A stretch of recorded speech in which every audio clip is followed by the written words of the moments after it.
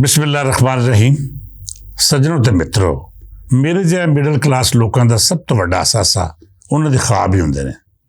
ਅਸੀਂ ਆਪਣੇ ख्वाबाਂ ਨੂੰ ਤਾਬੀਰ ਕਰਨ ਵਿੱਚ ਪੂਰੀ ਹਯਾਤੀ ਉਡਾ ਦਿੰਦੇ ਹਾਂ।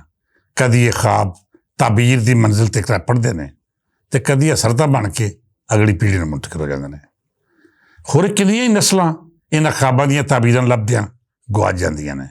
ਮੈਂ ਸੂਫੀ ਗੁਲਾਮ ਬੱਟ ਦਾ ਪੁੱਤਰ, ਜਿਹੜੇ ਹਮੇਸ਼ਾ ਆਪਣੀ ਸਫੈਦ ਪੋਸ਼ੀ ਦਾ ਭਰਮ ਰੱਖਦਿਆਂ ਮਾੜੇ ਚੰਗੇ ਵੇਲੇ ਵਿੱਚ ਰੱਬ ਦਾ ਸ਼ੁਕਰ ਹੀ ਅਦਾ ਕਰਦੇ ਸਨ।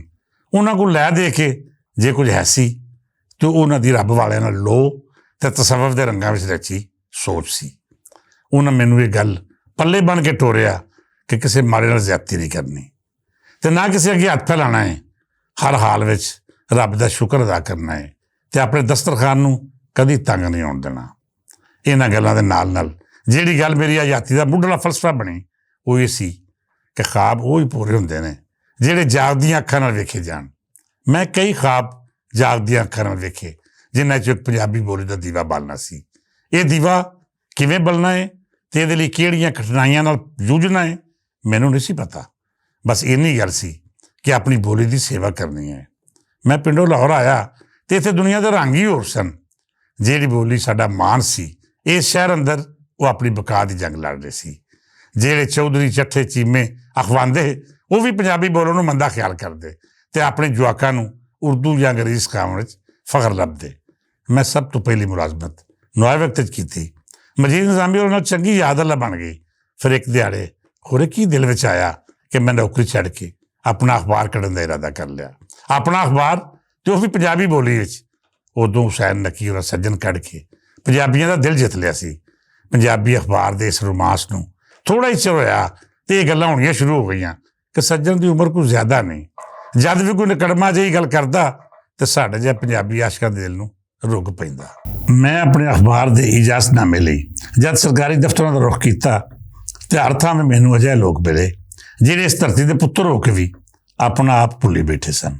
ਆਪਣੀ ਬੋਲੀ ਤੋਂ ਨਫ਼ਰਤ ਕਰਨ ਵਾਲੇ ਜਾਲੀ ਬਾਬੂ ਅਤੇ ਗੰਜੇ ਫਰਿਸ਼ਤਿਆਂ ਜਾਂ ਕਿਰਦਾਰ, ਇਹਨਾਂ ਮੇਰਾ ਮਜ਼ਾਕ ਉਡਾਇਆ ਅਤੇ ਆਖਿਆ, ਭਲਿਆ ਪੰਜਾਬੀ ਬੋਲੀ ਮਰ ਰਹੀ ਹੈ, ਇਹਦਾ ਕੋਈ ਮੁਸਤਕਬਲ ਨਹੀਂ, ਤੂੰ ਕਿਹੜੀ ਰਾਹ ਟੁਰ ਪਿਆ ਹੈ। ਮੇਰੀ ਬਾਰ ਹੌਸਲਾ ਸ਼ਿਕਨੀ ਕੀਤੀ ਗਈ, ਪਰ ਮੈਂ ਹਰ ਵਾਰੀ ਪਹਿਲੇ ਤੋਂ ਵੱਧ ਹਿੰਮਤ ਲੈ ਕੇ ਆਪਣੇ ਮਿਸ਼ਨ ਉੱਤੇ ਟੁਰ ਪੈਂਦਾ। ਮੇਰੀ ਖਾਹਿਸ਼ ਸੀ ਕਿ ਪੰਜਾਬੀ ਅਖਬਾਰ ਦਾ ਨਾਂ ਸਾਂਝਾ ਪੰਜਾਬ ਜਾਂ ਵਾਰਸ ਹੋਵੇ, ਪਰ ਇਹਨਾਂ ਬਦਬਖਤ ਬਾਬੂਆਂ ਮੈਨੂੰ ਇਹ ਨਾਂ ਦੇਣ ਤੋਂ ਸਾਫ਼ ਇਨਕਾਰ ਕਰਤਾ ਅਤੇ ਆਖਿਆ, ਪੰਜਾਬੀ ਅਖਬਾਰ ਚਲਾਉਣਾ ਝੱਲੇ ਦਾ ਸੁਫਨਾ ਅਤੇ ਕਮਲ ਤੋਂ ਵੱਧ ਕੁਝ ਨਹੀਂ, ਤੂੰ ਵੱਡੇ ਭੁਲੇਖੇ ਵਿੱਚ ਪੰਜਾਬੀ ਅਖਬਾਰ ਚਲਾ ਲਵੇਂਗਾ। ਇਹਦੇ ਜਵਾਬ ਵਿੱਚ ਮੈਂ ਆਖਿਆ, ਮੈਨੂੰ ਤੁਸੀਂ ਜੇ ਕੋਈ ਹੋਰ ਨਾਂ ਨਹੀਂ ਦਿੰਦੇ ਫਿਰ ਭੁਲੇਖਾ ਹੀ ਦੇ ਦਿਓ ਤਾਂ ਜੇ ਮੈਂ ਇਹ ਭੁਲੇਖਾ ਕੱਢ ਸਕਾਂ ਕਿ ਪੰਜਾਬੀ ਬੋਲੀ ਦਾ ਕੋਈ ਮੁਸਤਕਬਲ ਨਹੀਂ। ਇਹ ਉਹ ਵੇਲਾ ਸੀ ਜਦ ਵਾਕਈ ਕੋਈ ਪੰਜਾਬੀ ਅਖਬਾਰ ਆਪਣੇ ਪੈਰਾਂ ਉੱਤੇ ਨਹੀਂ ਸੀ ਖਲੋਤਾ। ਸੱਜਣ ਮਰ ਰਿਹਾ ਸੀ। ਲੋਕ ਆਖ ਰਹੇ ਸਨ ਕਿ ਪੰਜਾਬੀ ਅਖਬਾਰ ਕਦੇ ਕਾਮਯਾਬ ਨਹੀਂ ਹੋ ਸਕਦਾ। ਫਿਰ ਇੱਕ ਦਿਨ ਖਬਰ ਮਿਲੀ ਕਿ ਸੱਜਣ ਦੇ ਦਿਨ ਪੂਰੇ ਹੋ ਗਏ ਨੇ। ਇਹ ਪੰਜਾਬੀ ਸਹਾਫਤ ਦੀ ਮੌਤ ਸੀ ਜਿਹਦਾ ਸੋਗ ਹਰ ਪੰਜਾਬੀ ਮਨਾ ਰਿਹਾ ਸੀ। ਮੈਂ 10 ਮਾਰਚ 1999 ਨੂੰ 15 ਦਾ ਭੁਲੇਖਾ ਛਾਪੇ ਚਾੜਿਆ। ਜਦੋਂ ਸੱਜਣ ਦੀ ਮੌਤ ਹੋਈ ਤਾਂ ਮੈਂ ਉਸੇ ਦਿਨ ਫੈਸਲਾ ਕਰ ਲਿਆ ਸੀ ਕਿ ਪੰਜਾਬੀ ਰੋਜ਼ਨਾਮੇ ਦੀ ਸਹਾਫਤ ਮੇਰੀ ਜ਼ਿੰਦਗੀ ਅੰਦਰ ਨਹੀਂ ਮੁੱਕੇਗੀ। ਮੈਂ ਹਰ ਹਾਲ ਵਿੱਚ ਇੱਜ਼ਤ ਬਿਆਨ ਦਾ ਫੈਸਲਾ ਕੀਤਾ ਕਿ ਭੁਲੇਖਾ ਸੱਜਣ ਦੀ ਕਮੀ ਪੂਰੀ ਕਰੇਗਾ। ਫਿਰ 1997 'ਚ ਰੋਜ਼ਵਾਰ ਭੁਲੇਖਾ ਪਹਿਲੀ ਵਾਰ ਛਾਪੇ ਚੜ੍ਹਿਆ ਅਤੇ ਅੱਜ ਤੱਕ ਮੁਸਲਸਲ ਛਪ ਰਿਹਾ ਹੈ।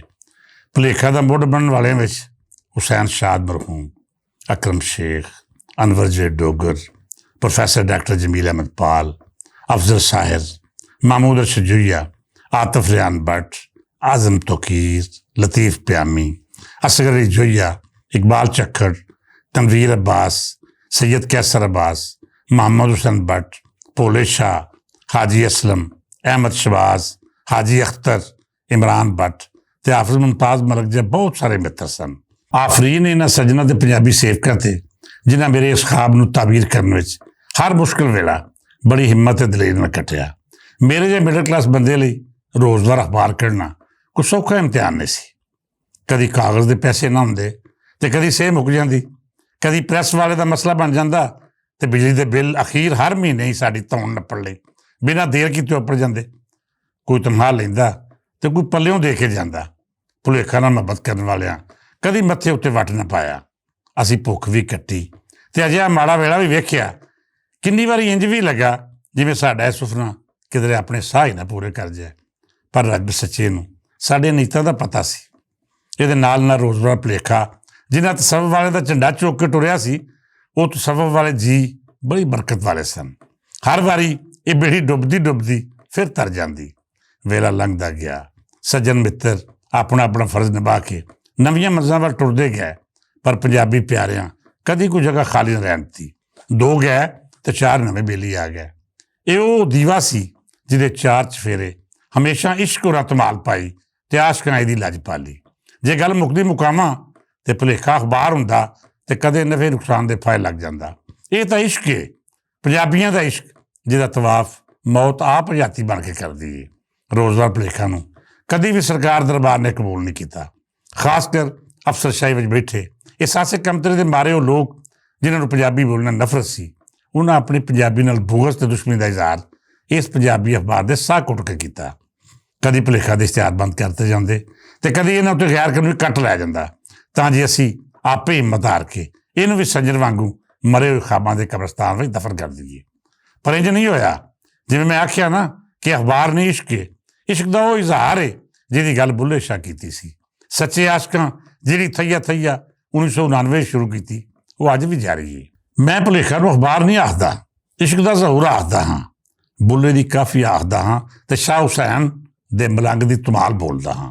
ਇਹਦੇ ਵਿੱਚ ਮੈਨੂੰ ਬਾਹੂ ਦੀ ਹੂਕ ਸੁਣਦੀ ਏ ਤੇ ਰਾਂਝੇ ਦੀ ਹੀਰ ਦਾ ਇਸ਼ਕ ਬਿਆਨ ਕਰਦਾ ਵਾਰਿਸ ਸ਼ਾਹ ਵੀ ਕਲਾਮ ਕਰਦਾ ਵਹਾਲੀ ਦਿੰਦਾ ਏ। ਜਦ ਗੱਲ ਇੱਥੋਂ ਤੱਕ ਰੱਪੜ ਜਾਵੇ ਤੇ ਫਿਰ ਕੋਈ ਕਿਵੇਂ ਸੋਚ ਸਕਦਾ ਹੈ ਕਿ ਕੋਈ ਇਸ ਜਜ਼ਬੇ ਨੂੰ ਮਾਰ ਮੁਕਾਵੇਗਾ। ਸੱਜਣੋ, ਅੱਜ ਭੁਲੇਖਾ ਆਪਣੀ 35ਵੀਂ ਵਰ੍ਹੇਗੰਢ ਮਨਾ ਰਿਹਾ ਹੈ। ਮੇਰੇ ਉਸ ਸੁਫਰ ਦੀ ਤਾਬੀਰ ਜਿਹੜਾ ਮੇਰੇ ਨਾਲ ਰਲ ਕੇ ਜੰਮਿਆ ਤੇ ਰਲ ਕੇ ਜਵਾਨ ਹੋਇਆ, ਪਰ ਮੇਰੇ ਨਾਲ ਮਰੇਗਾ ਨਹੀਂ। ਇਹ ਤਾਬੀਰ ਮੈਂ ਹਰ ਉਸ ਪੰਜਾਬੀ ਦੇ ਸਬੂਤ ਕਰਕੇ ਜਾਵਾਂਗਾ ਜਿਹਦੇ ਦਿਲ ਅੰਦਰ ਇਸ਼ਕ ਔਰ ਦੀ ਧਮਾਲ ਧੜਕਦੀ ਏ, ਜੋ ਬੁੱਲੇ ਦਾ ਆਸ਼ਿਕ ਤੇ ਵਾਰਿਸ ਦਾ ਚਾਹੀਵਾਨ ਹੈ। ਮੈਂ ਅਖੀਰ ਉੱਤੇ ਹੁਸੈਨ ਨਕੀਰਾਂ ਨੂੰ ਸਲਾਮੀ ਪੇਸ਼ ਕਰਾਂਗਾ ਜਿਨ੍ਹਾਂ ਪੰਜਾਬੀ ਅਖਬਾਰ ਦੀ ਨੀਂਹ ਰੱਖੀ ਤਾਂ ਸਾਡੇ ਵਰਗੇ ਆਸ਼ਕਾਂ ਨੂੰ ਇਹ ਰਾਹ ਵਿਖਾਈ ਕਿ ਆਪਣੀ ਬੋਲੀ ਵਿੱਚ ਸਾਫ਼ਤ ਕਰਨ ਦਾ ਸਵਾਦ ਹੀ ਕੁਝ ਹੋਰ ਹੈ। ਇਹ ਗੱਲ ਤੇ ਉਹ ਜਾਣ ਸਕਦਾ ਹੈ ਜਿਹੜਾ ਆਸ਼ਕ ਹੋਵੇ, ਤੇ ਆਸ਼ਕ ਹੋਣਾ ਪੰਜਾਬੀ ਤੋਂ ਵੱਧ ਕੌਣ ਜਾਣਦਾ ਹੈ। ਇਜਾਜ਼ਤ ਦਿਓ, ਰੱਬ ਰੱਖਾ।